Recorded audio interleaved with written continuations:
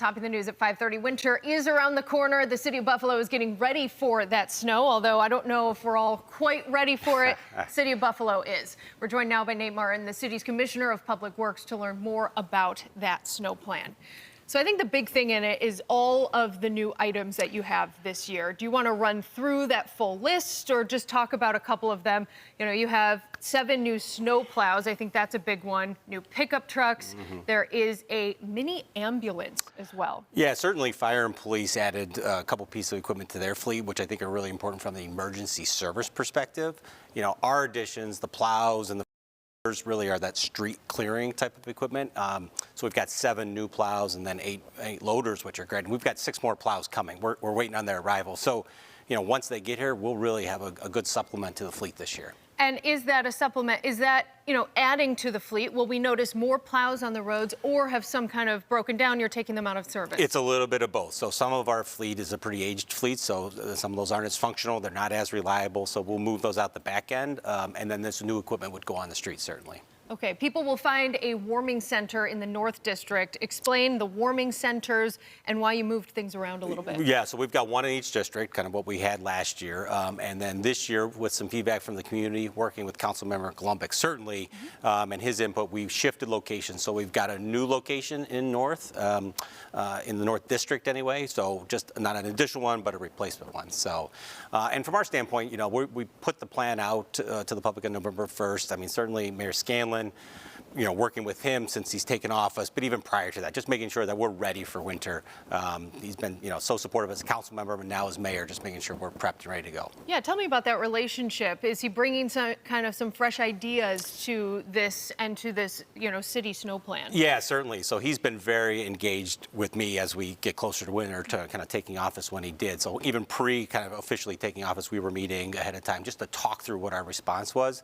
But now, certainly, now that winter's getting closer, we're delaying parking, right? Winter's not quite here yet. We're still waiting for those first set of flurries to hit, but you know, we're really engaged closely on just making sure that he's making sure we're prepped, and now I'm making sure our team is prepped as well. The winter parking, by the way, delayed until December 1st. That just came out this afternoon, those parking rules for overnight. Interesting thing here, this season, the city has budgeted, I believe, in here $500,000 to use private contractors. Last year, actually this past January, I believe we used $5 million in private contractors. Yeah. So why is only $500,000 budgeted when we know we went way over that last season? Well, so we spent that in response to the storm to try to clear those streets pretty quickly. But to put a budget line in that could be held and maybe not even spent is a difficult thing from a city, from our financial standpoint. So we've had those conversations about what we need to spend to clear the streets for our residents, for our safety of our community. So we will do that, certainly. But knowing that there's a placeholder in there, we can grab money to begin with. And we just got all of our emergency contractors on board. The contracts, we just signed them last week. So we've got a great fleet and a good group of contractors to call on if we need it. So you're willing to go over that if the storm is big enough? If it warrants it. Certainly from a community safety perspective, you know, the #1 priority is getting streets open, getting streets cleared. You know, mayor's priority, our DPW priority, certainly, and so we'll do what we need to do to help our community. Okay. That 3-tier system is in the plan again this year. How did that work last year? Any changes this year? Yeah, foundational elements of the plan, I think, really worked well last year. We did a full overhaul leading into the last winter season. The plan worked well. I'm not going to say greatest. That's not my job. But, you know, I think the foundational elements of how we respond to the different levels is a good response plan. So we'll put that into effect again. We've got the cooperation with the county and the state already lined up. I've had meetings with Commissioner Geary from the county and Director Mecca from New York State, the region director. So, you know, we're on the same page with how to approach storms.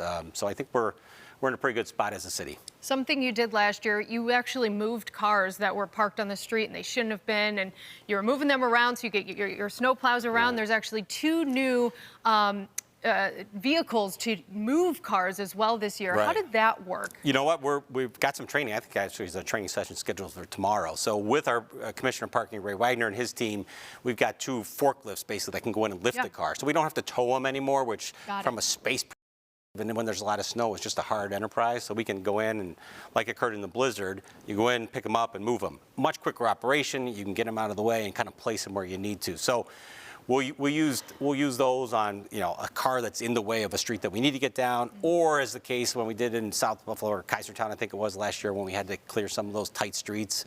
We towed the cars, cleared the street, and put the cars back in place. So we can do that pretty easily now. Got it. The GPS systems on your plows, that was kind of a hit or miss thing if they were working or not last year and the year before. Yep. Are all of those going to be working well? How's that going? So the GPS system is live, and it did work. One of the, I'll say not a gap, but in those large storms where we bring hundreds of pieces of equipment in from outside contractors, they're not linked to our GPS system. Okay. All of our plows are. So our plows are on, you'll see them on the streets. The maps will turn red and green and blue depending on the timing it comes by. But when we bring those contractors in those big storms, that's when we get a little bit of a gap of information.